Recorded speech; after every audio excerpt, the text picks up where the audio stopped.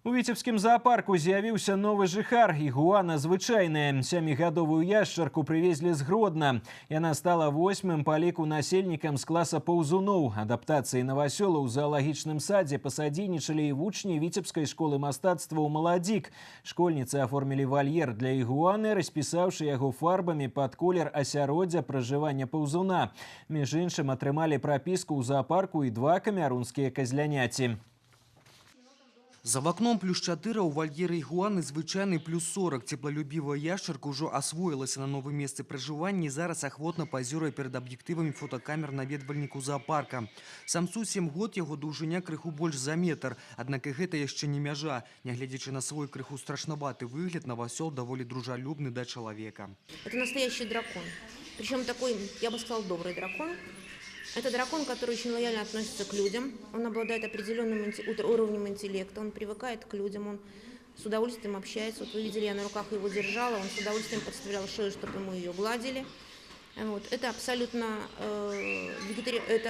безобидная ящерица. Она питается овощами, фруктами.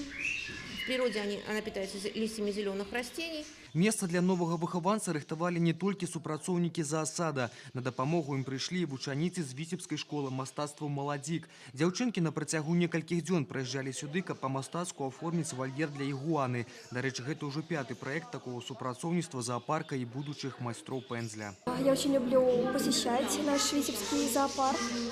Новость, то, что я смогу расписать вольер для игуаны, мне очень понравилось. Я восприняла ее с большим восторгом. Над этим проектом мы, конечно, работали не один день. Сначала мы у Ирины Михайловны узнали, что это будет за животное, изучили страну, место обитания, выяснили, что должно быть нарисовано в окружении игуаны, составили эскиз. Ну и вот лучший эскиз мы утвердили с Ириной Михайловной. Конечно, подобрали потом колористические какие-то моменты.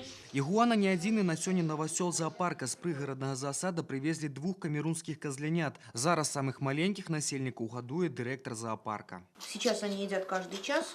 Я думаю, завтра они уже где-то с интервалом 3 часа будут есть. Почему они кормятся так часто и малыми дозами? Для того, чтобы адаптировать желудки. Все-таки молоко, которое дает коза, первые дни это идет молозиво, оно совершенно другое по качеству. Но мы постарались вот купить козье молоко.